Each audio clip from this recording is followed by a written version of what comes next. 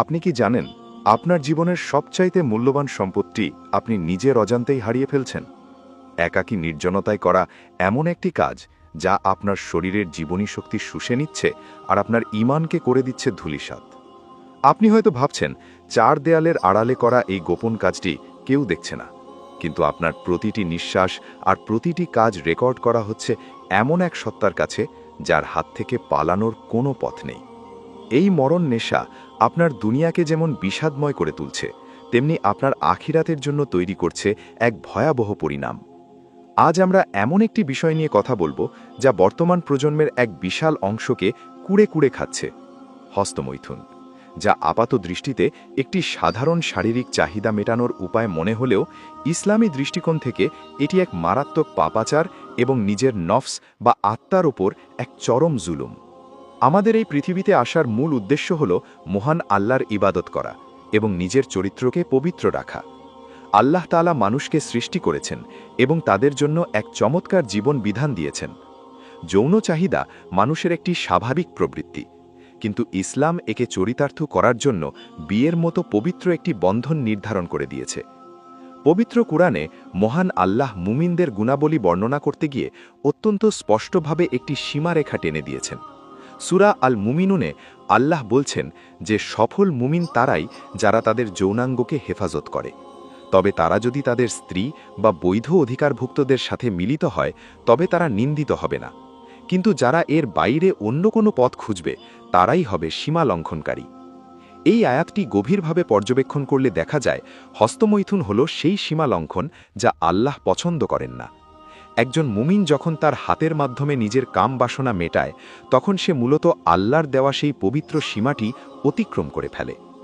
ইসলামী আইনবিদ এবং বড় বড় ইমামগণ এই কাজের ভয়াবহতা সম্পর্কে আমাদের সতর্ক করেছেন। ইমাম শাফি রহমতুল্লাহ আলাইহি অত্যন্ত জোরালোভাবে বলেছেন যে হস্তমৈথুন করার সম্পূর্ণ হারাম। তিনি কুরআনের আয়াত থেকে প্রমাণ করেছেন যে বৈধ স্ত্রী ছাড়া অন্য কোনো উপায়ে তৃপ্তি খোঁজা মানেই আল্লাহর অবাধ্য হওয়া। ইমাম মালিক রহমতুল্লাহ আলাইহিও একই মত পোষণ করেছেন। যদিও কোনো কোনো ইমাম বিশেষ পরিস্থিতির কথা বলেছেন, কিন্তু তারা কখনোই একে নিয়মিত অভ্যাস বা বৈধ কোনো কাজ হিসেবে গ্রহণ করেননি, বরং তারা একে একটি মানসিক রোগ এবং শয়তানের প্ররোচনা হিসেবে চিহ্নিত করেছেন। কিয়ামতের কঠিন ময়দানে যখন প্রতিটি অঙ্গ কথা বলবে তখন আপনার এই হাত আপনার বিরুদ্ধে সাক্ষ্য দেবে।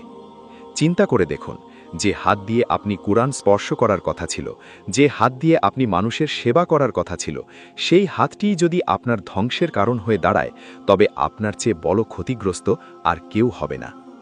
হস্তমৈথুনের ফলে কেবল পরকালীন শাস্তিই নয়, দুনিয়াতেও এর কুফল অপরিসীম। প্রথমত, এটি মানুষের অন্তরকে অন্ধকার করে দেয়। আপনি লক্ষ্য করবেন এই কাজে লিপ্ত হওয়ার পর মানুষের মন থেকে এক ধরনের প্রশান্তি হারিয়ে যায়। ইবাদতে আর আগের মতো স্বাদ পাওয়া যায় না। নামাজের সেজদায় গিয়ে সেই একাগ্রতা আর ফিরে আসে না, কারণ গুনাহের কালো দাগ হৃদয়ে এমনভাবে চেপে বসে যে তা আল্লাহর নূরকে ভেতরে প্রবেশ করতে বাধা দেয়।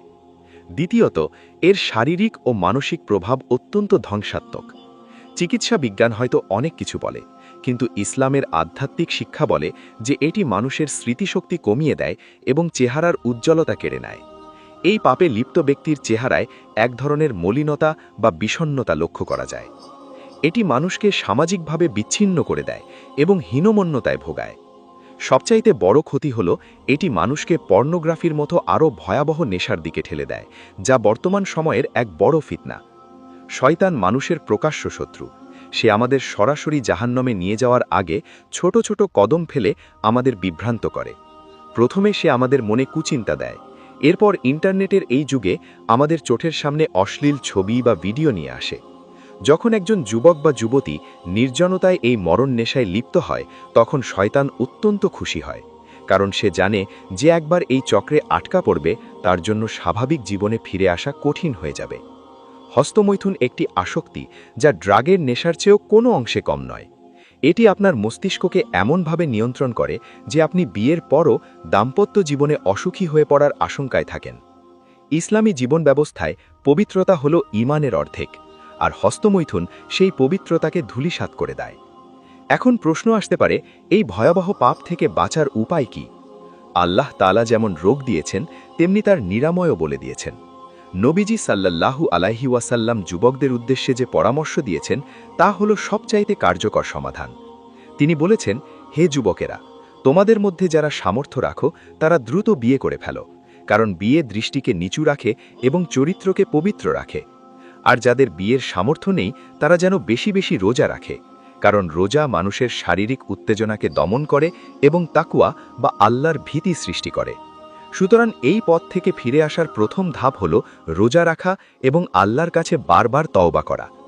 আল্লাহ তওবাকারীকে অত্যন্ত ভালোবাসেন। আপনি যদি হাজারবারও এই গুনাহ করে থাকেন তবুও আল্লাহর রহমত থেকে নিরাশ হবেন না। আজই সিজদায় গিয়ে চোখের পানি ফেলে ক্ষমা চান, নিশ্চয়ই তিনি পরম দয়ালু। দৃষ্টির হেফাজত করা হলো এই যুদ্ধ জেতার প্রধান অস্ত্র। আপনি যদি আপনার দৃষ্টিকে নিয়ন্ত্রণ করতে না পারেন তবে আপনার অন্তরকেও নিয়ন্ত্রণ করতে পারবেন না। স্মার্টফোন ব্যবহারের ক্ষেত্রে আমাদের অত্যন্ত সতর্ক হতে হবে। একাকী রুমে ইন্টারনেটে অহেতুক সময় কাটানো বন্ধ করতে হবে। যখনই মনে খারাপ চিন্তা আসবে তখনই ঘর থেকে বেরিয়ে পড়তে হবে অথবা উজু করে 2 রাকাত নামাজে দাঁড়িয়ে যেতে হবে। মনে রাখবেন, নির্জনতায় যখন আপনি কোনো পাপ করেন তখন আপনার সাথে কেউ না থাকলেও আল্লাহ এবং তার ফেরেশতারা সব দেখছেন। আল্লাহর সামনে দাঁড়ানোর ভয় যদি অন্তরে থাকে তাহলে কোনো পাপ আপনাকে স্পর্শ করতে পারবে না। ভালো বন্ধুদের সাথে সময় কাটান এবং নিয়মিত দিনই মজলিসে যাওয়ার অভ্যাস করুন। অলস মস্তিষ্ক শয়তানের কারখানা, তাই নিজেকে সব সময় কোনো না কোনো ভালো কাজে ব্যস্ত রাখুন। পরকালীন শাস্তির কথা চিন্তা করলে গায়ের লোম খাড়া হয়ে যায়। অনেক বর্ণনা এসেছে যে যারা নিজেদের শরীরের সাথে বা হাতের সাথে অপকর্ম করে, কেয়ামতের দিন তাদের হাতগুলো ফুলে ফেপে উঠবে এবং তারা সবার সামনে লজ্জিত হবে। জাহান্নামের আগুন অত্যন্ত কঠিন। দুনিয়ার সামান্য আগুনেই যেখানে আমরা হাত দিতে পারি না, সেখানে জাহান্নামের লেলিহান শিখা কিভাবে সহ্য করব? যৌবনকাল আল্লাহর পক্ষ থেকে একটি বিশেষ নেয়ামত। কেয়ামতের দিন 5টি প্রশ্নের উত্তর না দিয়ে কেউ এক কদম নড়তে পারবে না, যার মধ্যে একটি হলো, তুমি তোমার যৌবনকাল কোন কাজে ব্যয় করেছ? আপনি কি চান আপনার যৌবন হোক অন্ধকার ঘরের পাপাচার দিয়ে লেখা? অবশ্যই না। আপনি চান আপনার যৌবন হোক ইবাদত আর পবিত্রতায় ঘেরা। উপসংহারে এটাই বলবো, সময় এখনও ফুরিয়ে যায়নি। আপনি এই ভিডিওটি দেখছেন মানে আল্লাহ আপনাকে সুযোগ দিচ্ছেন ফিরে আসার। এই মুহূর্ত থেকেই সিদ্ধান্ত নিন যে আপনি আর আপনার নফসের গোলামি করবেন না। এই ঘৃণ্য অভ্যাসটি আপনার মেরুদণ্ডকে ক্ষয় করে দিচ্ছে, আপনার ভবিষ্যৎ জীবনকে হুমকির মুখে ফেলছে। আপনি একজন শক্তিশালী মুমিন হিসেবে নিজেকে গড়ে তুলুন। নিজেকে এই মরণ ফাঁদ থেকে মুক্ত করার জন্য আল্লাহর সাহায্য চান। লা হাওয়ালা ওয়ালা কুওয়াতা ইল্লা বিল্লাহ, এই জিকিরটি বেশি বেশি করুন। যখনই মনের ভেতর অস্থিরতা জাগবে মনে করবেন এটা আপনার ঈমানের পরীক্ষা। সেই পরীক্ষায় জয়ী হতে পারলেই আপনি পাবেন জান্নাতের সুসংবাদ। আল্লাহ আমাদের সবাইকে এই মারাত্মক ফিতনা থেকে হেফাজত করুন। আমাদের দৃষ্টি ও চরিত্রকে পবিত্র রাখুন এবং আমাদের সবাইকে খাঁটি তওবা করে সিরাত আল মুস্তাকিমে চলা